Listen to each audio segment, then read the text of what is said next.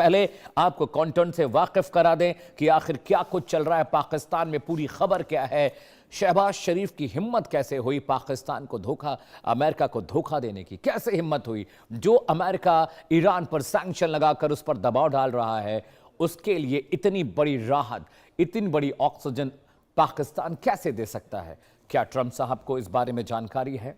क्या ट्रंप से या अमेरिका से इसकी परमिशन मिली है? क्योंकि मुझे जो सूचना मिल रही है, मेरे हिसाब से जो मेरे इंटेल्स हैं वो ये कहते हैं कि अमेरिका ने 6 नए रास्ते खोलने के लिए ईरान के लिए परमिशन नहीं दी है। तो पाकिस्तान की इतनी हिम्मत कैसे हुई?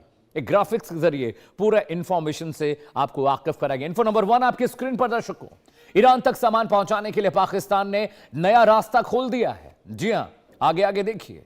इन्फो नंबर 2 आपकी स्क्रीन पर आने जा रहा है दर्शकों। कराची पोर्ट पर फंसे हैं करीब 3000 से ज्यादा ईरानी कंटेनर्स और उनके लिए रास्ता बनाया जा रहा है। इन्फो नंबर 3 आपकी स्क्रीन पर, ईरान तक सामान पहुंचाने के लिए 6 स्पेशल जमीनी रास्ते पाकिस्तान ने खोले हैं जो पूरे पाकिस्तान से होकर गुजरते हैं। Info number 4 is on your screen. Pakistan ने ईरान को रास्ता देने के लिए अमेरिका से रजामंदी नहीं ली है, यह इंफॉर्मेशन हमारे पास आई है। इन्फो नंबर 5 आपकी स्क्रीन पर, चीन इस खेल का बैकस्टेज प्लेयर है जो सीपीईसी के जरिए फायदा उठाना चाहता है और उसी का सारा खेल रचाया हुआ लगता भी है। इन्फो नंबर 6 आपकी स्क्रीन पर दर्शकों, जी हां, लैंड रूट के जरिए ईरान की घेरेबंदी को कमजोर करने की क्या यह पाकिस्तानी कोशिश है? इस पर हम चर्चा जरूर करेंगे। इन्फो नंबर 7 आपकी स्क्रीन पर दर्शकों, शहबाज का ट्रंप को कैसा धोखा है, खबर पूरी बता रहा हूं आपको। ईरान को रास्ता देना पाकिस्तान के लिए एक तरह से ईरान का साइलेंट सपोर्ट है। दर्शकों समझिएगा, यह जो हुआ है इसके बहुत सारे इम्कान हैं, इसके बहुत सारे इंपैक्ट आफ्टरमाथ आपको देखने और समझने के लिए मिलेंगे। ईरान के लिए जो 6 रास्ते पाकिस्तान ने खोले हैं वो भी आपके लिए जाना बहुत जरूरी है। पाकिस्तान के किस किस खित्ते से, किस किस हिस्से से वो जाएंगे। देखिए, पहला जो रूट है वो ग्वादर से गब तक का है, ग्वादर पोर्ट से गब जो बॉर्डर एरिया है ईरान के लिए, वहां है। दूसरा रूट आपकी स्क्रीन पर दर्शकों आने जा रहा है। पहला कराची पोर्ट, फिर कासिम, फिर लियारी, फिर उमारा, फिर पसनी और आखिरी जो डेस्टिनेशन होगा वो गब्द होगा और वहां से बॉर्डर क्रॉस करके सामान ईरान तक पहुंचेगा। Route number 3 is on screen. Karachi और कासिम पोर्ट, फिर खुशदार, फिर दालबंदीन और ताप्तान का जो बॉर्डर इलाका है वहां से सामान ईरान तक पहुंचाने की कोशिश पाकिस्तान करेगा। रूट नंबर 4 जो आपको मैं समझाने जा रहा हूं और मैप पर भी आपको दिखाऊंगा ये रास्ते में, ग्वादर, तुरबुत, फिर होशब, फिर पंजगूर, फिर खुजवार, फिर क्वेटा और आखिरी डेस्टिनेशन ताप्तान होगा जहां से यह सामान ईरान के अंदर दाखिल होगा। रूट नंबर 5 आपको बता दें, ग्वादर पोर्ट, लियारी, खुजदार, क्वेटा, खैबर पख्तूनख्वा का जो इलाका है वहां से ताप्तान से फिर यह माल आगे जाएगा। Route number 6 Karachi, Karachi port, Qasim port, Gwadar और गब्द। अब समझिएगा, ये जो 6 रास्ते पाकिस्तान ने ईरानी सामान को भेजने के लिए दिए हैं, ये बहुत मुश्किल पैदा करेगा इनके लिए। दर्शकों आगे बढ़ते हैं, जी हां आगे बढ़ते हैं। अगला कंटेंट आपको बताऊंगा तो आप और हैरान हो जाएंगे। पाकिस्तान का एक पूरा मैप, मुकम्मल मैप लेकर आए, नक्शा लेकर आए पूरा दर्शकों। वहां पर आपको समझाने की कोशिश मैं करूंगा कि पाकिस्तान के किस किस खित्ते, किस किस इलाके से ये पूरा माल जाने वाला है। और सोचिए कि पैसा कमाने के लिए, डॉलर कमाने के लिए पाकिस्तान किस हद तक गिर सकता है, ये आपको हम अभी तक समझा और बता रहे हैं। जी हां, तस्वीरों के जरिए सबसे पहले आपको वो मैप दिखाते हैं। सबसे पहले उस मैप को देखिए, पाकिस्तान का ट्रांजिट मैप, यहां से जाएगा ईरानी सामान। देखिए, ये है लियारी, ये पोर्ट कासिम है, समंदर के किनारे का इलाका, पोर्ट कासिम, लियारी, कराची, वहां से पंजगूर, फिर क्वेटा और इस तरफ ये ताप्तान है, ये ग्वादर पोर्ट है। ये वाला जो एरिया आप देख रहे हैं दर्शकों, ये वाला area this is Iran. Iran का ये पूरा एरिया ईरान का है। अगर अफगानिस्तान और बाकी आप इलाका क्रॉस करेंगे तो यहां पर ईरान है। तो देखिए कि यहां पर पोर्ट्स हैं, ये जो पोर्ट कासिम है, कराची पोर्ट है, ग्वादर पोर्ट पे ईरान का बहुत सारा सामान अभी अटका हुआ है और इस पोर्ट के जरिए पाकिस्तान के अंदर से होते हुए ये पूरा सामान जाएगा ईरान के पास। तो समझिए, ये मैप आप देखिए, जहां जहां ब्लिंकर्स लगे, ये रूट है पाकिस्तान के। सारा जो कोस्टल एरिया है, ग्वादर पोर्ट का, कराची पोर्ट का, कासिम पोर्ट का, यहां से सामान पिक होंगे और यहां रोड के रास्ते होते हुए यहां से यहां ताप्तान से ये फिर माल ईरान के लिए निकलेगा। तो समझिए कि पैसा कमाने के चक्कर में एक अमेरिका ने सैंक्शन लगाया कि थोड़ा ईरान पर मुट्ठी ताकत से बंद की जा सके, लेकिन पाकिस्तान ने रास्ता देकर वो सैंक्शन फ्री कर दिया है। अब ग्वादर पोर्ट, कासिम पोर्ट और ये सब जो इलाके एक नए ट्रेड हब बन सकते हैं। पाकिस्तानी कमाई का मॉडल समझाता हूं अब आपको। मैप देख लिया आपने, रूट देख लिया, अब पाकिस्तान कैसे कमा रहा है दर्शकों, वो भी आपको बताने जा रहे हैं। पाकिस्तान की कमाई का मॉडल, धोखेबाज पाक कैसे मालामाल होने जा रहा है ईरान के जरिए, वो आपको हम बताने और समझाने जा रहे हैं। जी हां, देखिए, बैंक गारंटी के साथ सख्त नियम लागू होंगे। तरीका नंबर 1 आपकी स्क्रीन पर है। तरीका नंबर 2 आपको बताने जा रहे हैं, कारोबारियों को इनकैशेबल बैंक गारंटी देनी होगी। तरीका नंबर 3, ये पाकिस्तान में लगने वाले इंपोर्ट ड्यूटी के बराबर होगा। तरीका नंबर 4 आपको बताने जा रहे हैं दर्शकों, ये 3 जो तरीके हैं इसके जरिए पाकिस्तान कमाने की कोशिश करेगा। आगे बढ़ते हैं दर्शकों, अगले ग्राफिक्स पर आते हैं। जी हां, अब समझिए किस तरीके से पाकिस्तान ने अब फायदा जो मिलेगा, पाकिस्तान को क्या फायदा मिलने वाला है वो आपको बता रहे हैं। फायदा नंबर 1, ट्रांजिट फीस और लॉजिस्टिक्स से कमाई होगी, वहां पर बहुत पैसा कमाने की कोशिश करेंगे। फायदा नंबर 2, ग्वादर पोर्ट की स्ट्रैटेजिक अहमियत और बढ़ जाएगी दर्शकों, क्योंकि सारा सामान वहां पहुंचेगा, वहां से पाकिस्तान होते हुए वो ईरान जाएगा। फायदा नंबर 3 आपकी स्क्रीन में दर्शकों आने जा रहा है, चीन पाक कॉरिडोर यानी सीपैक को बूस्ट मिलेगा और चाइना सबसे बड़ा प्लेयर है स्ट्रैटेजी के पीछे, यानी चाइना पाकिस्तान इकोनॉमिक कॉरिडोर जो सीपीईसी है उसके लिए बहुत अच्छा मौका है, क्योंकि यहां से सारे सामान गुजरेंगे। पाक के फैसले का असर क्या होगा, अब आपको यह बताने और समझाने जा रहा हूं। पाकिस्तान ने जो फैसला किया उससे क्या होगा। असर नंबर 1, पाक पर रणनीतिक, आर्थिक, कूटनीतिक दबाव बढ़ेगा। जी हां, जो पाकिस्तान झेलने की हालत में फिलहाल तो नहीं लगता। असर नंबर 2 जो आपकी स्क्रीन पर दर्शकों आने जा रहा है, अमेरिकी प्रतिबंध कमजोर पड़ने लगेंगे और उसके बाद ईरान के लिए चीजें बेहतर होने लगेंगी। असर नंबर 3 जो आपकी स्क्रीन पर हम बताने जा रहे हैं दर्शकों, क्या होगा पाक के फैसले से। यूएस पाकिस्तान से स्पष्टीकरण मांग सकता है। ट्रंप साहब पूछ सकते हैं कि भाई हमसे बिना बात के, हमसे बिना पूछे, आप तो मीडिएटर थे, लेकिन मिड से रास्ता नहीं देना था, शांति प्रक्रिया में हिस्सा लेना था, लेकिन आप तो मीडिएटर बनके, मीडिएटर होके आप मिड से रास्ता दे दिया पाकिस्तान के बीच से। असर नंबर 4, पाक खुद को फाइनेंशियल रिस्क में डाल रहा है इस फैसले के बाद, यह बिल्कुल व्यापक तौर पर समझ में आ रहा है। असर नंबर 5, पाकिस्तान की आर्थिक मदद बंद हो सकती है, फिर पाकिस्तान क्या करेगा। जी हां, असर नंबर 6 आपकी स्क्रीन पर यह कदम दिखाता है कि पाक पूरी तरह से अमेरिकी लाइन पर नहीं चल रहा है, वो अलग थलग दिखाई दे रहा है, वो अलग थलग पड़ गया है। अब इससे क्या होगा, पाकिस्तान की मुश्किलें बढ़ने जा रही हैं दर्शकों। एक बड़ा पैनल मेरे साथ जुड़ रहा है, अगले घंटे लगातार इस अहम मसले पर हम चर्चा करेंगे और समझने की कोशिश करेंगे कि पाकिस्तान ने क्या अपने पैर पर कुल्हाड़ी मार ली है, और अगर ये कुल्हाड़ी मारी है तो इसका जो जख्म होगा, जो घाव होगा, वो कितना गहरा होगा और क्या पाकिस्तान इस जख्म को भर पाएगा। जी हां, एक बड़ा पैनल मेरे साथ जुड़ रहा है। स्वागत कीजिए मेजर जनरल राजन कोचर साहब का, डिफेंस एक्सपर्ट है। प्रोफेसर दीप्ति तनेजा आपको तस्वीरों में दिखाई दे रही, विदेशी मामलों की जानकार हैं। आरजू काजमी आपको दिखाई दे रही, पाकिस्तानी पत्रकार हैं।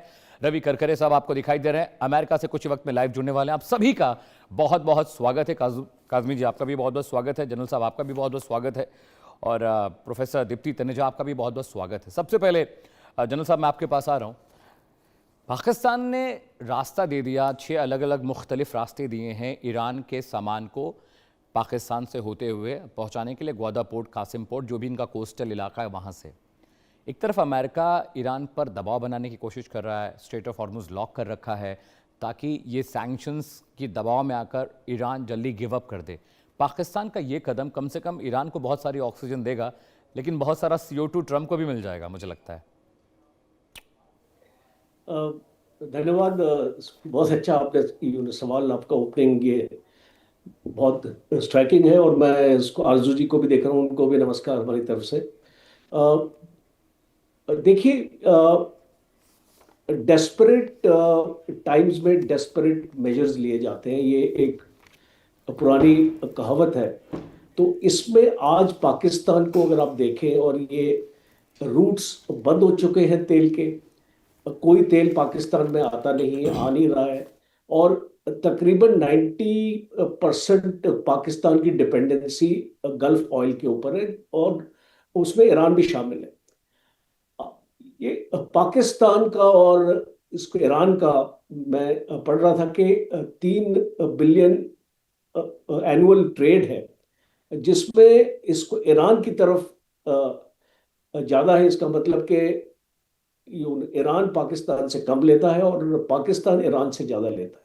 तो पहले इसकी ये वजह जो है वो है कि पाकिस्तान की जो ऑयल सिचुएशन है और गैस की सिचुएशन वो बहुत खराब है, और पाकिस्तान के पास और कोई ऑल्टरनेटिव ही नहीं। आप मुझे बताइए, अब पाकिस्तान के पास अभी तेल और ऑयल कहाँ से आएगा? अगर वो अपने लंबे रूट से लेंगे तो उनके लिए बहुत कॉस्टली और बहुत टाइम लगता है। 40 डेज, 5 दिन और 40 डेज में इसका अंतर आप लगा सकते हैं। गल्फ से आता है तो 5 दिन लगते हैं, और अगर ये ऑल्टरनेटिव रूट आएगा अमेरिका की तरफ से या साउथ अफ्रीका की तरफ से या उस तरफ से नाइजीरिया की तरफ से, तो उसको 40 डेज लगेंगे। उसमें आपका transit cost, supply chain cost पड़ेगी। तो एक तो ये पाकिस्तान की जरूरत है।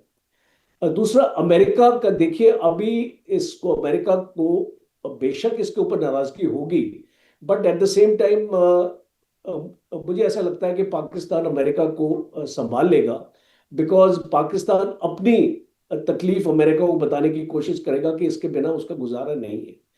तीसरी एक खबर और आ रही है कि पाकिस्तान की जो पोर्ट्स है, अभी ग्वादर पोर्ट का आपने जिक्र किया, ग्वादर पोर्ट फुल्ली फंक्शनल नहीं है आज की डेट में।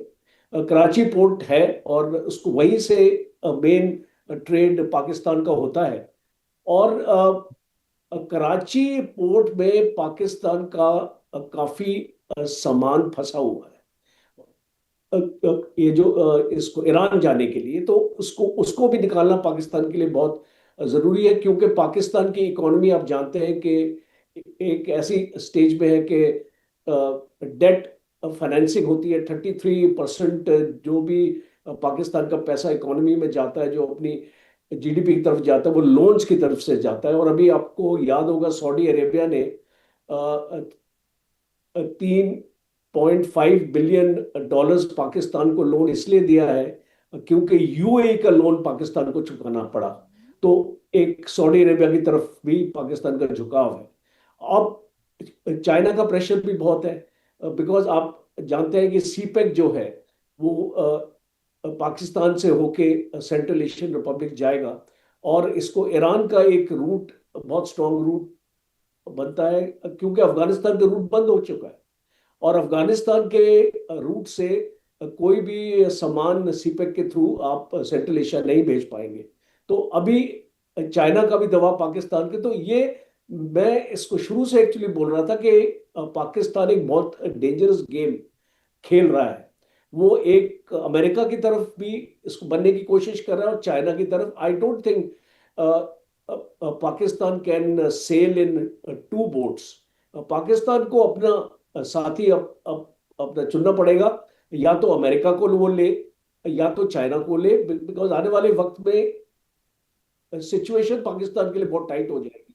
बिकॉज अभी तो चाइना ने कुछ पाकिस्तान को कंसेशंस दिए हैं और पाकिस्तान को परमिशन दी है कि आप इसको मीडिएशन में आ जाओ, बिकॉज चाइना भी बहुत अफेक्टेड है इस मामले से। आप जानते हैं 70% चाइना की डिपेंडेंसी और इसको मिडिल ईस्ट पे, और 90% ऑयल जो है इसको इसको ईरान का वो चाइना लेता है। और अगर ये बंद हो जाएगा तो चाइना की एनर्जी रिक्वायरमेंट्स भी बहुत इम्पैक्ट होती हैं।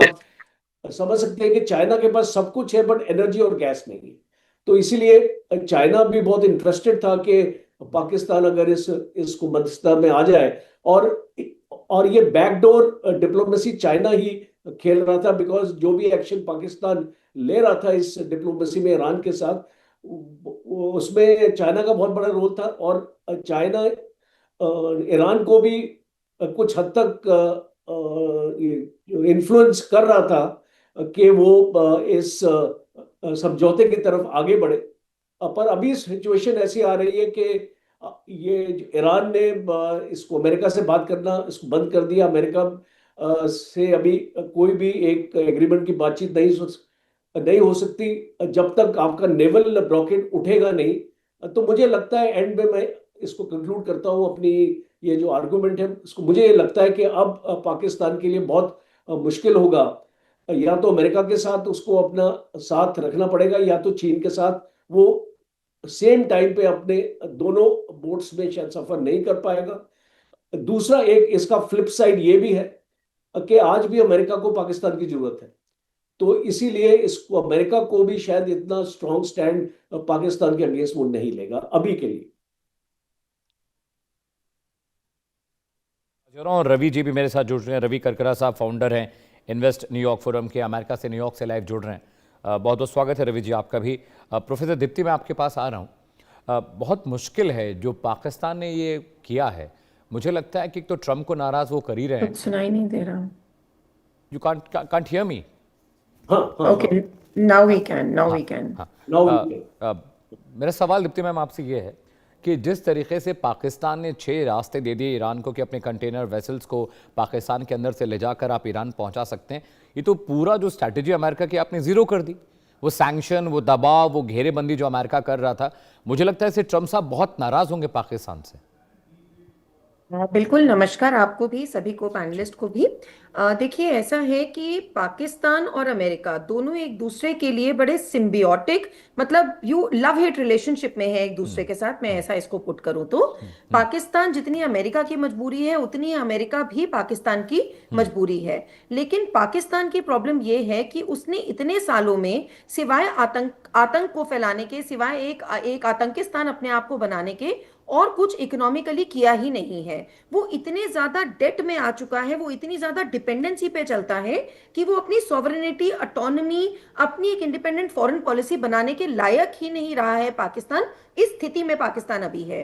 तो ऐसे में, जैसे सर भी कह रहे थे कि पहले आपको यूएई का लोन चुकाने के लिए आप सऊदी का लोन ले रहे हो। आपने यूएई से लोन इसलिए लिया था ताकि आपको वो कोलैटरल की तरह आप आईएमएफ से लोन ले सको। तो इसकी टोपी उसके सर करता हुआ तो पाकिस्तान चलता है, कभी इससे पैसा लो, उसका चुकाओ। तो ऐसी स्थिति में ईरान के सामने और पूरे वर्ल्ड के सामने ये मध्यस्थता के रोल में पाकिस्तान की पूरी फजीहत हो गई थी। पहले तो इनफॉर्मल स्टेटमेंट्स आ रही थी, अब ईरान के हवाले से फॉर्मल स्टेटमेंट्स आनी शुरू हो गई कि वो पाकिस्तान को बिल्कुल भी मीडिएटर के रोल में नहीं देखते हैं। उन्होंने क्लियरली कह दिया कि ये तो ट्रम्प के पिट्ठू की तरह चल रहे हैं। और इन्होंने यहां तक भी कह दिया कि जो अराक्ची की उनका दौरा हुआ था पाकिस्तान में, उसको टॉक्स की तरह एक केवल प्रोजेक्ट किया गया था अमेरिका के ऑर्केस्ट्रेशन में। लेकिन वो तो तीन देशों का दौरा था अराक्ची का। वो यहाँ पे कराची आते हुए, लाहौर आते हुए वो आगे जा रहे थे ओमान, और फिर उसके बाद उन्होंने जाना था रशिया, मॉस्को। वो ऑलरेडी अब मॉस्को पहुंच चुके हैं। तो ऐसे में मैं तब भी बोल रही थी, मैं आप ही के चैनल पे बोली थी बहुत सब जगह, कि पाकिस्तान को मध्यस्थता के रोल में हम देख ही नहीं सकते हैं, क्योंकि न्यूट्रलिटी और ऑटोनॉमी दोनों ही उसकी बहुत ज्यादा सवालिया निशान पे थी, जो अब ईरान ने भी कह दिया है। अब ऐसे में पाकिस्तान को यह समझ में आ गया कि भैया ईरान तो बिल्कुल झुकने की स्थिति में है नहीं। वहां अमेरिका, ट्रंप अपनी डोमेस्टिक प्रॉब्लम से जूझ रहे हैं। पहले ही उनकी रेटिंग्स कम होती जा रही थी, कल अब उन पे वो अटैक भी हुआ है। वो अब स्टेज्ड अटैक है कि एक्चुअल अटैक है, कुछ नहीं पता। तो पाकिस्तान ने ऐसे में सोचा हॉट पोटैटो की तरह, भैया अभी थोड़े दिन के लिए ना चाइना को माई बाप बना लो, क्योंकि वो दबा तो दोनों से ही हुआ है। तो चाइना को बना लो, वहां वो पीएमईसी जो है अपना चाइना कॉरिडोर, चाइना जो ग्वादर पोर्ट की भी बात हो रही है सर, अभी आपने कहा कि वो बहुत डेवलप नहीं है, वो चाइना के कंट्रोल में है। सर, चाइनीज टेक्नोलॉजी जो होती है वो कितनी जल्दी डेवलप कर लेती है चीजों को। जब तक हम सोच रहे हैं तब तक वहां कितनी जल्दी चीजें डेवलप हो चुकी होंगी, ये अभी सैटेलाइट इमेजेस अमेरिका को भी वो बिल्कुल निगेट कर देते हैं। तो बहुत जल्दी हम ये देखेंगे कि चाइना डोमिनेंट होकर आएगा। चाइना की डिपेंडेंसी बिल्कुल एनर्जी के लिए वो ईरान पर है, लेकिन ईरान की भी उतनी ही डिपेंडेंसी चाइना पर है। तभी हम जो कह रहे थे कि पेट्रो युआन में डीलिंग शुरू होगी, मैं बार बार इसी बात को कह रही हूं कि ये मल्टीपोलर वर्ल्ड बनने वाला है, जिसमें सबसे पहले पीठ पे छुरा घोंपा है पाकिस्तान ने। मल्टीपोलर बनने में ईरान जो करता, रशिया, चाइना उभर के आते। लास्ट मिनट पे भी, पिछली जब सीज फायर की बात हो रही थी, तब भी चाइना ही एंड मोमेंट पे आया था। ऐसे में पाकिस्तान ने पूरा छुरा घोंप दिया है कि भाई मुझे तो इस समय अपनी स्थिति देखनी है। लेकिन जैसा सर भी कह रहे थे कि दो नाव में सवार करने वाले की कश्ती कभी भी पार नहीं लगती है। पाकिस्तान वैसे ही इतनी डूबी हालत में है, वो एक पे डिपेंडेंसी, दूसरे पे डिपेंडेंसी, अल्टीमेटली सब अपना उल्लू सीधा करता चले जाएंगे। ना ईरान को हल्के में लिया जाए, ना चाइना को हल्के में लिया जाए। रशिया अपने आप में भी स्ट्रांग प्लेयर है। ऐसे में पाकिस्तान धोबी का कुत्ता बन के रह जाएगा, ना इधर का ना उधर का। Alright ma'am, point taken. Ravi ji के पास चलते हैं। रवि सर, अभी तो ये बहुत हैरान करने वाली खबर है कि आपने अमेरिका से बिना बातचीत के, बिना उनसे टाई अप किए, बिना उनसे रजामंदी लिए ईरान के 30 कंटेनर्स का जो सामान है ईरान पहुंचाने के लिए आपने पाकिस्तान के अंदर से रास्ता देने की बात कह दी है। तो फिर ये काहे का मीडिएशन हो रहा है और किस तरह से ये अमेरिका का पक्ष रख रहे हैं? क्योंकि ईरानी नेता ने भी कह दिया था कि पाकिस्तान की हैसियत है ही नहीं कि वो अमेरिका ईरान के बीच मीडिएशन करा पाए। और देखिए, यहां पर डॉलर पीटने का कार्यक्रम में लग गया पाकिस्तान। सामान हम आपका पहुंचा देंगे, आप हमको कस्टम ड्यूटी दे दीजिएगा, हमको टैक्स पे कर दीजिएगा। इसमें लगा हुआ है पाकिस्तान, देखिए। नहीं, पाकिस्तान की हालत जो भी ऑनरेबल पैनलिस्ट ने जो बोली है वो बिल्कुल सही बोली है। ना वो इधर के रह रहे हैं ना उधर के रह रहे हैं, वो घर के भी नहीं रह रहे। तो ये जो पाकिस्तान जो है एक बहुत बड़ा एक फेल्ड स्टेट है हर एक तरीके से।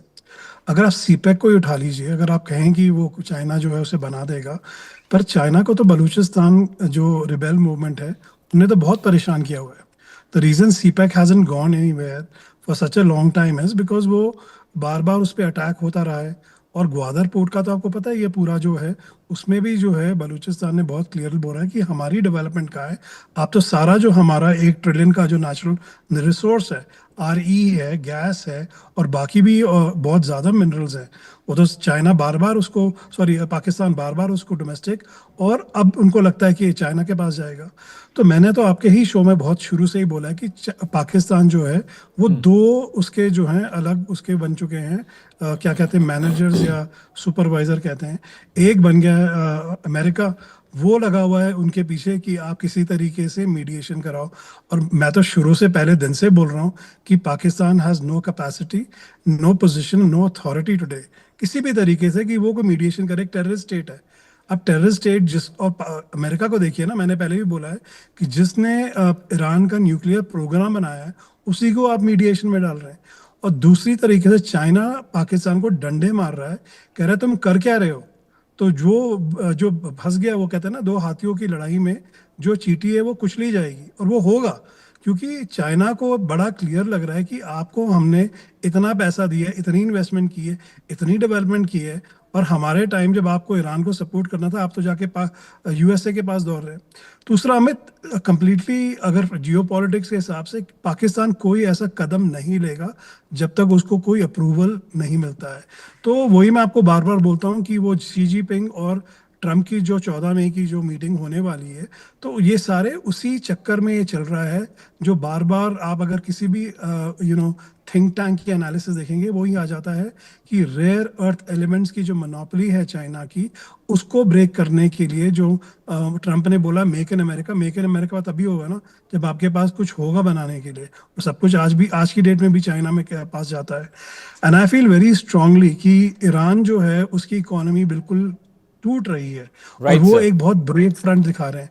तो उसके लिए उनको कुछ तो चाहिए होगा ना। तो I think right now this is unprecedented but also predictable. तो इसमें अब पाकिस्तान का क्या होगा, मेरे हिसाब से बिल्कुल ही खुला जो है वो ना इधर भाग पा रहा है। आपने बहुत बढ़िया, शायद आपने बोला या एक पैनलिस्ट ने बोला, एक थाली के बैंगन की तरह हो गया, कभी इधर डोल रहे हैं तो कभी उधर डोल रहे हैं, और उसके बाद वो कहीं और ही डोलेंगे। ऑलराइट सर, आरजू काजमी भी मेरे साथ है, पाकिस्तानी जर्नलिस्ट हैं। आरजू जी, मैं आपके पास आ रहा हूँ। देखिए, अगर पाकिस्तान ने ये चीज़ की है तो मैं इसको बहुत अप्रिशिएट करता हूँ। उनकी फॉरेन पॉलिसी क्या होगा कोई दूसरा देश ये डिसाइड नहीं करेगा। ईरान उनका पड़ोसी मुल्क है, ईरान के साथ ताल्लुकात अच्छे हैं, तो उनको पूरा राइट है ईरान की मदद करने का। लेकिन आरजू जी, मुझे ऐसा लगता है कि अगर अमेरिका की परमिशन के बिना ये हुआ है तो पाकिस्तान को सैंक्शन झेलने पड़ सकते हैं, उनकी इकोनॉमिक जो मदद हो रही है वो बंद हो सकती है। एक तरह से खुला चैलेंज है। प्लस एक एंगल ये भी है कि ईरान को साइलेंट सपोर्ट करे, चाइना की वजह से ही सही, लेकिन कम से कम जो शांति बनी हुई थी, इतने सारे सैंक्शन पाकिस्तान पे अमेरिका लाद देगा कि आप भी जानते हैं अमेरिका की फितरत किस तरह की है। तो क्या एक तरफ हॉर्मुज़ स्ट्रेट में अमेरिका परेशान करना चाहता है ईरान को, और पाकिस्तान ने वहां पर 6 रास्ते दे दिए पाकिस्तान के दरमियान कि वहां से वो चले जाएं और अपना सामान ले जाएं। आपको लगता नहीं खुला चैलेंज अमेरिका के लिए, या तो अमेरिका ने परमिशन दे दी है, शायद हमें जानकारी ना हो इस बात की। आरजू जी, देखिए, मुझे नहीं लगता कि इतना बड़ा स्टेप पाकिस्तान जो है वो अमेरिका से बात किए बगैर ले सकता है। क्योंकि जिस तरह से हम अमेरिका के फेवर में रहते हैं या अमेरिका के साथ नज़र आते हैं, चाहे किसी को अच्छा लगे या बुरा लगे, या हमारी अपनी मजबूरी है, जाहिर है हमारी इकोनॉमी की जो हालत है और बाकी चीज़ों में, तो हमें ऐसा करना पड़ता है। लेकिन जिस दिन हमारे लोगों ने इकोनॉमी पे काम कर लिया और इकोनॉमी कुछ बेहतर हो गई तो शायद हम अपनी मर्जी से भी कोई फैसला कर सकें। लेकिन इस वक्त अगर ईरान के साथ हम गए हैं, इससे पहले ईरान के साथ पाइपलाइन पे भी काम हो रहा था जो बीच में फिर रोक दिया गया। ईरान की तरफ से कहा भी गया कि पाकिस्तान पे तकरीबन $18 बिलियन का उन्होंने कहा था कि हम फाइन लगा देंगे, लेकिन वो काम आगे नहीं बढ़ा। लेकिन अगर उसके बावजूद पाकिस्तान कह रहा है कि हम ट्रेड करेंगे या ट्रेड के लिए रास्ते देंगे ईरान को, तो हो सकता है कि कहीं ना कहीं अमेरिका की इसमें मंजूरी हो या अमेरिका की तरफ से कहा गया हो कि ऐसा कर सकते हैं, क्योंकि अभी जो रिसेंटली जो क्लैशेस चले हैं ईरान और अमेरिका के साथ, तो उसमें आपने देखा है कि ईरान जो है उसने अच्छे खासी जैसे कहते हैं कि काफ़ी टफ टाइम दिया है अमेरिका को। ऐसा नहीं था कि जो अमेरिकन या अमेरिकन प्रेसिडेंट जो सोच रहे थे कि 2 दिन में 3 दिन में तमाम चीज़ें उनके कंट्रोल में आ जाएंगी और ईरान को वो मना लेंगे या ईरान को वो डरा लेंगे। ऐसा नहीं हुआ, बल्कि ईरान ने चाहे सही किया हो या गलत किया हो, लेकिन ईरान ने ना सिर्फ ये कि गल्फ कंट्रीज पर अटैक किए, बल्कि ईरान ने अमेरिका को भी अच्छा खासा टफ टाइम दिया है और इसराइल को भी। तो इसलिए ईरान की पोजीशन इस वक्त बदल चुकी है। ईरान अब आप ये नहीं सोच सकते कि अमेरिका है तो ईरान को डरा लेगा, और अगर पाकिस्तान साथ दे रहा है तो जाहिर है पाकिस्तान के जिन लोगों ने ये फैसला किया है और ये डिसीजन लिया है उन्होंने अमेरिकन को ज़रूर बात की होगी, उनसे बात किए बगैर ये आगे नहीं बढ़े होंगे। और इस वक्त लग यही रहा है कि कहीं ना कहीं अमेरिका भी चाहता है कि कुछ कंडीशंस ऐसी हो जाए कि जिसमें कि दोबारा से ईरान और अमेरिका जो है वो टेबल पे आ सके या वो बात कर सके, और वो पहले वाली जो हालत थी, जो लड़ाई चल रही थी, जो क्लैशेस चल रहे थे, वो दोबारा ना हो। असू जी, एक सवाल मैं आपसे और पूछूंगा। एक तरफ तो अमेरिका इतनी सख्ती दिखा रहा है ईरान की तरफ कि बहुत कम वक्त बचा है, जंग हम दोबारा शुरू कर देंगे, हम आपको फिर से तबाह और बर्बाद कर देंगे। पाकिस्तान पर भी प्रेशर है कि भाई मीडिएशन कराइए। अमेरिका पाकिस्तान के कंधे पर रखकर गोली चला रहा है। अपनी हार, अपनी खींच, अपनी कमजोरी ट्रम्प दिखा तो सकते नहीं दुनिया को, तो कम से कम को लगता है कि 2-4 देशों को आगे कर दीजिए ताकि उनकी खामियां, उनकी कमियां दिखाई ना दें। लेकिन ये किस तरह का गेम है कि आप सैंक्शन लगा रहे हैं, वहाँ स्ट्रेट ऑफ हॉर्मुज को आपने लॉक कर रखा है, वहाँ पर आप किसी शिप को आने जाने नहीं दे रहे हैं, न ईरान के अंदर न ईरान के बाहर, और यहाँ पाकिस्तान को कह रहे हैं कि भाई ऐसा है कि ईरान का जो सामान है धीरे से ईरान तक पहुंचा दो। ये किस तरह की डिप्लोमेसी खेल रहे हैं ट्रम्प साहब? आरजू जी। देखिए, ट्रम्प साहब फेस सेविंग ढूंढ रहे हैं इस वक्त, तो मुझे ऐसा लगता है, और मुझसे राइट। ज़्यादा तो मेजर जनरल साहब जो है वो ज़्यादा बेहतर मेरे ख्याल है बता पाएंगे। इस वक्त ट्रम्प फेस सेविंग ढूंढ रहे हैं, और वो कैसे राइट कह दें कि ईरान जैसे छोटे देश ने, जिस पे इतनी सैंक्शंस हैं, उन्होंने इनको कह लीजिए इनके पसीने निकाल दिए या इनकी हालत ख़राब कर दी है। ऐसा तो ट्रम्प नहीं बोल पा रहे, लेकिन दुनिया को तो नज़र आ रहा है। तो इस वक्त तो कई लोग ये भी कहते हैं कि एक तरह से ट्रम्प ये जंग हार चुके हैं, चाहे उन्होंने ईरान का कितना ही नुकसान कर दिया हो, कितने ही डैमेजेस हुए हों, लेकिन इसके बावजूद एक बहुत बड़ी और सुपर पावर होने के लिहाज से अगर देखा जाए तो ट्रम्प को नुकसान ही हुआ है, फ़ायदा कोई नहीं हुआ। तो अब हो सकता है कि वो कोई रास्ता ढूंढ रहे हो जिसके ज़रिए उन्होंने पाकिस्तान से बात की होगी कि जी आप ऐसा करें कि ट्रेड वगैरह जो है वो इस तरफ से स्टार्ट करा दें, तो शायद थोड़ा सा गुस्सा जो है वो कंट्रोल में आए ईरानी गवर्नमेंट का या रजीम का, जिसको वो चेंज करने का दावा तो कर रहे थे, लेकिन लगता ये है कि ईरान की तो नहीं, लेकिन अमेरिकन रजीम ज़रूर चेंज होती हुई दिखाई दे रही है। तो शायद इस वजह से ये सब कुछ हो रहा है। Alright, Kasu ji please stay with me. इससे पहले कि मैं जनरल साहब के पास आऊँ, रवि जी मैं आपके पास दोबारा आ रहा हूँ। मुझे ऐसा लगता है कि अगर पाकिस्तान ने ये कर दिया तो कराची पोर्ट या पोर्ट कासिम जो है वो एक ग्लोबल ट्रेड हब बनने में कोई रोक नहीं पाएगा, मुझे लगता है। क्योंकि कराची पोर्ट और ग्वादर पोर्ट का जो असल काम था वो यही था, लेकिन वो असल काम हो नहीं रहा था। लेकिन मुझे लगता है अगर पाकिस्तान ने ये गेम बहुत अच्छे से खेल लिया, अच्छे से प्लेसिंग हो गई, ईरान तक सामान पहुंच गया, तो बाकी मुल्क जो पाकिस्तान के पड़ोसी हैं, ये रास्ता उनके लिए भी खुलेगा।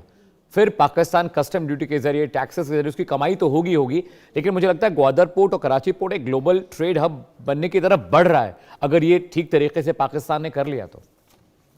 रवि जी। देखिए अमित, आपकी एनालिसिस बहुत बढ़िया है कि ग्वादर की लोकेशन कराची से बेटर है, और अगर आप ग्वादर की हिस्ट्री में जाएं, 15 साल से ग्वादर को कंप्लीट होना था, और एम्बिशन बिल्कुल यही थे जो आपने बोला था, टू बिकम एक इम्पॉर्टेंट हब। पर अनफॉर्चुनेट रियलिटी है कि किसी को कहीं भी स्टेबल करने के लिए आपको गवर्नेंस की स्टेबिलिटी चाहिए होती है, आपको अश्योरेंस चाहिए होती है। पाकिस्तान की अनफॉर्चुनेट रियलिटी ये है कि फ्रीडम के बाद और जो पाकिस्तान बनने के बाद आज तक उस मुल्क में स्टेबिलिटी नहीं हुई, चाहे डोमेस्टिक रीजंस हो, चाहे रीजनल हो, और चाहे वो पुराना जाके अगर कोल्ड वॉर में जाएं, आप यूएसएसआर और यूएसए की हिस्ट्री में उसको पढ़ें। दूसरा जो आपने बहुत इंपॉर्टेंट बोला है कि सीपैक बहुत जोरों शोरों से पैसा डाला गया था और चाइना ने बहुत पैसा लगाया कि, और वो बीआरआई के साथ कनेक्टेड था, राइट। तो अब चाइना ने बीआरआई इनिशिएटिव जो बहुत जोरों शोरों से, आपको याद है मेर्केल के साथ, जर्मनी के साथ, इधर दूसरी तरफ किया था, पर उनने क्यों किया था? मतलब बीआरआई की जो पूरी जो गठन जो था वो यही था कि उनको लगा आगे जाके कभी स्टेट ऑफ मलक्का या यहाँ पे हरमुज में कभी नाकाबंदी हो गई तो हम लोग कम से कम जो लैंड रूट है उसको हम लोग रिवाइव कर पाएंगे।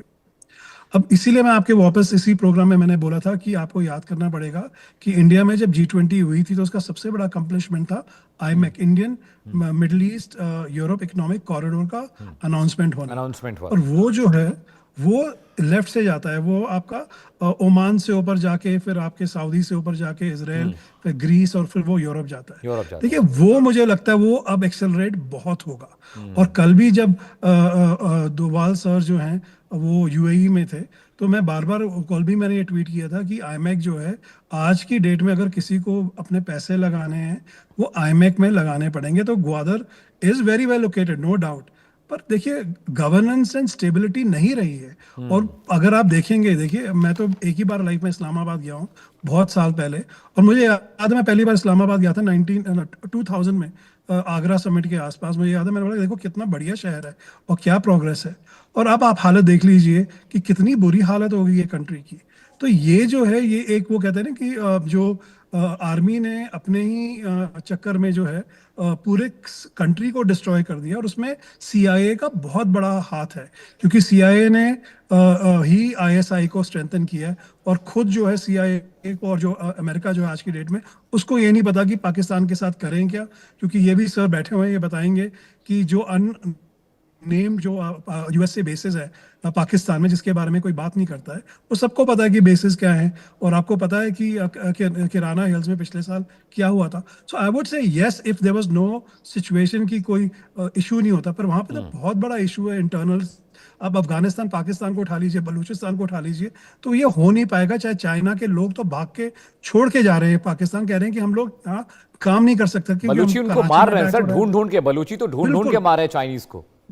वो तो बिल्कुल। मतलब तो ये हाँ, नहीं, आप बिल्कुल सही कह रहे हैं। तो ये जो है चाइना को भी ये पता है, पर अभी जो है मैंने भी ये बोला, जो मैडम ने भी यही बोला है कि विदाउट अमेरिकन अप्रूवल, एंड ये पीछे नहीं हो बहुत सकता। जो लेयर चल रही है, जो बड़ा गेम चल रहा है यूएसए चाइना का, उसमें जो है अब ये इसराइल भी फंस चुका है, उसमें ईरान भी फंस चुका है, और बेचारे जीसीसी वाले हैं वो बेचारे बैठ के कह रहे हैं कि हमने क्या किया, आपने तो हमारी इकोनॉमी को डिस्ट्रॉय कर दिया है। Thank you. Alright David ji, general साहब मैं आपके पास आ रहा हूँ। अब अगर ईरान का सामान पहुंच रहा है ईरान तक, तो ये जो घेरेबंदी वाला पूरा मामला है इनका, अमेरिका का तो वैसे ही ढीला हो गया।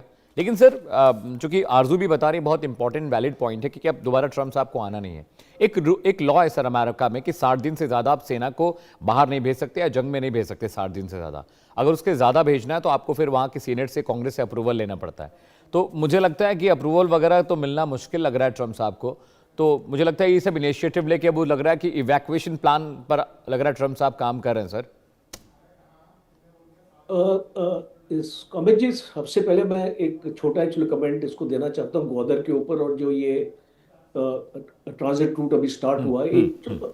आपको देखना पड़ेगा that Gwadar is not commercially fully operational, right. और उसका रीजन ये है कि because of the situation in Balochistan, Gwadar is very, जो उसकी जो स्ट्रेटेजिक लोकेशन है वो बहुत अच्छी है। और जैसे रवि साहब ने भी बताया कि it is better than Karachi port also in terms of location and in terms of distance also towards the middle east and things like that. But वहाँ पे ऑपरेशनली और कमर्शियली ज़्यादा एक्टिविटी नहीं रही है, और it is I would say under utilized as of now. China का पूरा ऑपरेशनल कंट्रोल है ग्वादर के ऊपर, और जो पोर्ट मैनेजमेंट अथॉरिटी है वो पाकिस्तान की है। तो it is a kind of a dual functioning of the Gwadar port. But problem यही है कि बिकॉज आपको बलूचीज वहाँ पे आपको रहने नहीं देंगे, और जिस तरीके से बीएलए ने अपनी ताकत को बढ़ाया है in the last 2 years, I would say that आपका सीपैक भी आप देख लीजिए, $65 बिलियन का प्रोजेक्ट है ये, $45 बिलियन पाकिस्तान ने ऑलरेडी खर्च कर दिए, बट उस तरीके की कनेक्टिविटी अभी तक यहाँ पे हासिल नहीं हुई। दूसरा, आपने इवैक्यूएशन प्लान की बात की, बहुत इंपॉर्टेंट, और ये एक बहुत अच्छा सवाल है, क्योंकि Trump is looking for exit strategy. Trump ये बार बार आपका सीज फायर क्यों एक्सटेंड कर रहे हैं? देखिए, अगर उसके पास ताकत होती ना, अगर उसके पास एक इंटेंशन होती, तो ये वो सीज फायर क्यों करता हूँ? सीज फायर की पहल किसने करी? इस ईरान ने तो नहीं करी। और इस पिछली बार में जब 12 दिन की जंग हुई थी, उस टाइम भी ईरान ने तो सीज फायर नहीं मांगा था, आप ही ने एक प्रपोजल इसको बना के ईरान को दिया था, बिकॉज उस टाइम पे इसराइल के इंटरसेप्टर्स खत्म हो गए थे, वो अपने आप को प्रोटेक्ट नहीं कर पा रहा था। और अगर आप उस लड़ाई का एनालिसिस भी करें तो लास्ट 3 डेज में जो ईरान में, जो इसको इसराइल में डिस्ट्रक्शन हुआ है, वो उसको पहले 9 दिन में नहीं हुआ था। तो ये एक रियलिटी है। और ये बार बार सीज फायर एक्सटेंड हो रहा है, धमकियां इसलिए दी जा रही है, उसको ब्लॉकेड इसलिए किया जा रहा है बिकॉज एक सिनेरियो पेंट हो रहा है। अब जब भी एक लड़ाई होती है, जैसे अट्रिशन वॉर है, ये एक अट्रिशन वॉर में आपको कैसे पता चलेगा कि आप जीते या एक आपका अपोनेंट आपका जीता? बिकॉज कोई आपने टेरिटरी तो गेन करी नहीं है। लॉस ऑफ लाइफ्स, आपके सोल्जर्स, अगर आप इसको गिने तो आपको पता नहीं है ईरानी आपने कितने उसको सोल्जर्स मारे हैं, और यूएस का तो उसको फिगर हमको पता ही है। और जो आपने इस यूएस का एयरक्राफ्ट और एयर डिफेंस सिस्टम का नुकसान किया है, इस बोला जाता है इस लड़ाई में यूएस के तकरीबन $200 बिलियन का जो खर्चा हुआ है, नुकसान भी और एक्सपेंडिचर भी।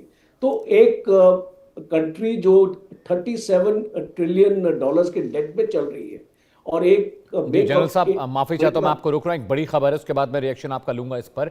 ईरान ने केमिकल टैंकर पर हमला किया, इस वक्त की बड़ी खबर आ रही है। हॉर्मुज़ स्ट्रेट पे केमिकल टैंकर वहां से गुजर रहा था। टोगो के झंडे वाले केमिकल टैंकर की ये तस्वीर सामने आई है कुछ वक्त पहले की। केमिकल टैंकर पर 12 भारतीय सवार थे। हमले के में किसी भी भारतीय को नुकसान नहीं हुआ, ऐसी अपडेट, ऐसी खबर हमारे पास आ रही। टैंकर में सवार सभी लोग सुरक्षित बताए जा रहे हैं। केमिकल टैंकर पर ईरान की तरफ से हमला किया गया है। टैंकर में सवार भारतीय क्रूज सदस्य सभी सुरक्षित बताए जा रहे हैं। ओमान के इलाके से ये गुजर रहा था। ओमान के शिनास बंदरगाह के पास यह हमला हुआ है। इस वक्त की बड़ी खबर आपको बता दें, ईरान ने टोगो के झंडे वाले केमिकल टैंकर पर हमला किया है। इस टैंकर का नाम MT शिरॉन बताया जा रहा है। शिपिंग मिनिस्ट्री के अनुसार इसी जहाज को ईरान की कोस्ट गार्ड ने रोका था। जहाज पर कुल 12 भारतीय क्रू मेंबर मौजूद थे। यह घटना ओमान के शिनास पोर्ट के पास हुई। जहाज उस वक्त दूसरे जहाजों के साथ आगे बढ़ रहा था, तभी अचानक ईरान की कोस्ट गार्ड ने उसे रोक लिया। चेतावनी के तौर पर गोली भी चलाई। इसके बाद जहाज को रोककर जांच की गई। शिपिंग मिनिस्ट्री ने साफ कहा है कि किसी भी भारतीय को नुकसान नहीं पहुंचा है। तो देखिए किस तरह से वहां पर अब बहुत क्रूशियल होते जा रहे हैं हालात। जनरल साहब, मैं आपके पास दोबारा आ रहा हूं। ये केमिकल टैंकर पर हमला हुआ, ये चल क्या रहा है? कभी आप किसी टैंकर पर हमला करते हैं, कभी किसी टैंकर पर हमला करते हैं। अगर आपने भारत को परमिशन दे दी है कि दे कैन क्रॉस हॉर्मुज़, तो ये बार बार रोक रोक के ये जांच पड़ताल ये क्यों हो रही है फिर ईरान में? देखिए, अभी तो इस परमिशन किसी को नहीं मिली है। अभी जो आपकी जो सिचुएशन है, जैसे अमेरिका ने ब्लॉकेड अपना लगा रखा है, ईरान ने भी ब्लॉकेड लगा रखा है। ईरान भी जो परमिशन नहीं दे रहा है किसी को अंदर जाने। जो हमारे 15 टैंकर जो अभी भी हैं वहाँ पे, इस मेरी इंफॉर्मेशन के हिसाब से तो वो भी अभी तक वहाँ से मूव नहीं कर पाए। अगर भारत को परमिशन अगर दी होती तो 2-2 करके 3-3 करके, जैसे minister of external affairs Jaishankar की स्टेटमेंट थी कि केस टू केस हम अपना अप्रूवल ईरान से ले रहे हैं। 2 टैंकर एक टाइम पे निकलते हैं, 3 टैंकर एक टाइम पे निकलते हैं। और एक टाइम पे जब हमारे तकरीबन 22-23 टैंकर थे तो 7-8 तो आ चुके हैं यहाँ पे। और पर अभी भी 15 टैंकर हमारे फंसे हुए।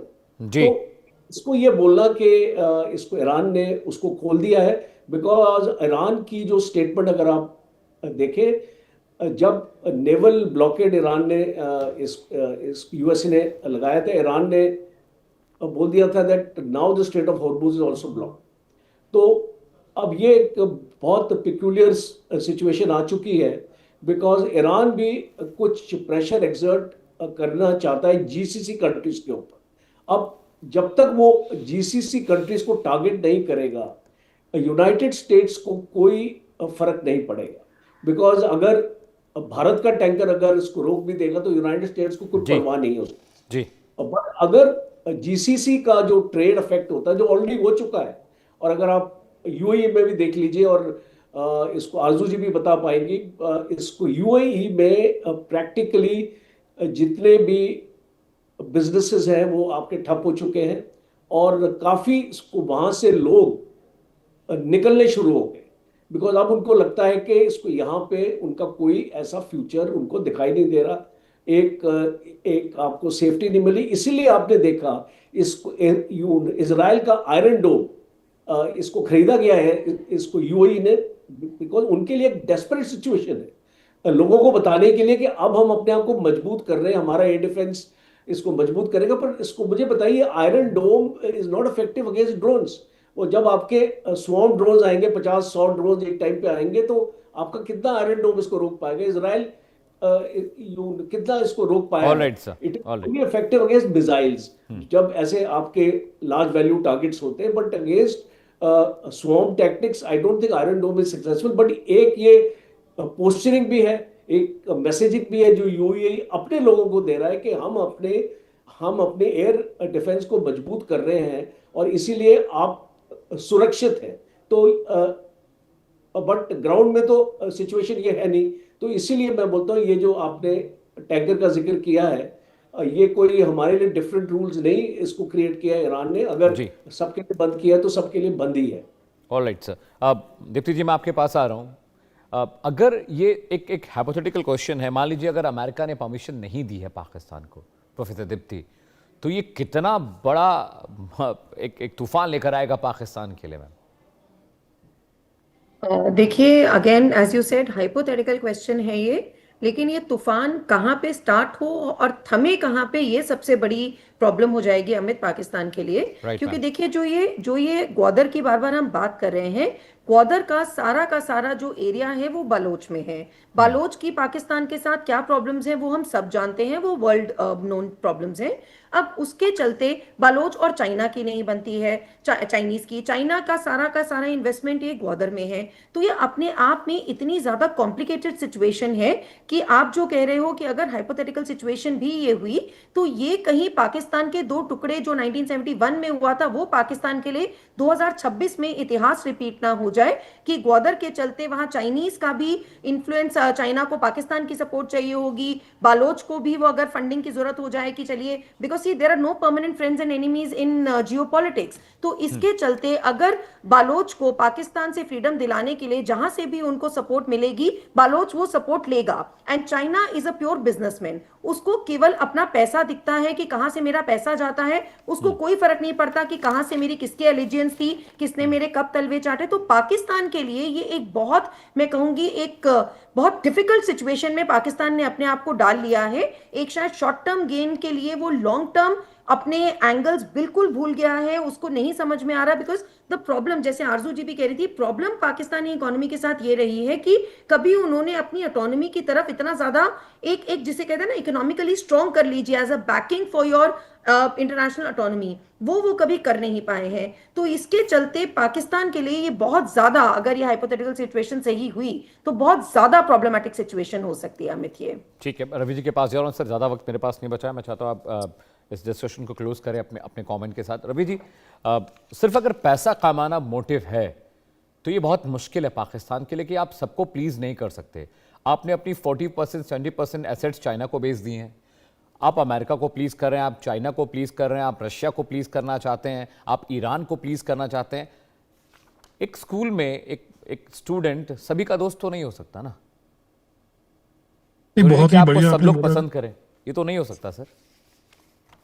एब्सोल्युटली, हमें तो आपने बिल्कुल सही बोला है, पर ये अनफॉर्चुनेट रियलिटी है पाकिस्तान की, जब उन्होंने अपने खुद के सिस्टमेटिक तरीके से पिछले 20 साल में अपनी सारी प्रोडक्शन को उन्होंने तहस नहस कर दिया। आज पाकिस्तान की इकोनॉमी में ऑलमोस्ट कुछ प्रोड्यूस नहीं हो रहा, जितनी भी मैन्युफैक्चरिंग हो रही थी वो ठप हो चुकी है, क्योंकि चाइनीज प्रोडक्ट्स ने इन्फिल्ट्रेट कर दिया है पूरे मार्केट को। और अगर दूसरा, मैं चाइना के बारे में एक चीज़ बोलना चाहता हूँ कि चाइना भी एक बहुत स्ट्रेंज सिचुएशन में है, क्योंकि चाइना को पता है कि मुझे किसी तरीके से कोई सोल्यूशन चाहिए, क्योंकि अगर चाइना कभी खुल के किसी ऊपर वॉर में नहीं आएगा, क्योंकि उसको पता है कि उसकी जो पूरी मैन्युफैक्चरिंग बेस्ड इकोनॉमी जो है, जो कोविड के टाइम पूरा ठप बन गया था, आपको याद है कि प्रोडक्शन के सारे शिपमेंट्स पड़े हुए थे पर कहीं जा नहीं रहे थे। तो China can't afford to also come very clearly in front. तो वो जो है प्रॉक्सी वॉर खेल रहा है वो यूएसएसआर की तरह इंटरेस्टिंग सिचुएशन में। पर फर्क ये है कि यूएसएसआर जो है वो मैन्युफैक्चरिंग नहीं करता था और सप्लाई चेन को कंट्रोल नहीं करता था, चाइना करता है वो कंट्रोल। तो इसीलिए पाकिस्तान आज की डेट में जो आपने बोला, अगर अगर पाकिस्तान ने बिना यूएसए को पूछ के ये किया है तो बहुत ज्यादा All कॉन्सिक्वेंशियल right, sir. इसके इम्पैक्ट होंगे। तो anyways, thank you so much Amit, always great to thank be you here. Ravi ji for joining us, it was wonderful having you on the show. Deepti ma'am बहुत बहुत शुक्रिया आने के लिए, जनरल साहब आपका भी बहुत बहुत शुक्रिया अपने इनसाइट्स हमसे शेयर करने के लिए, बहुत बहुत शुक्रिया। तो देश का सवाल में आज के लिए फिलहाल इतना ही, रुक रहे छोटे से ब्रेक के लिए, खबरें लगातार जारी।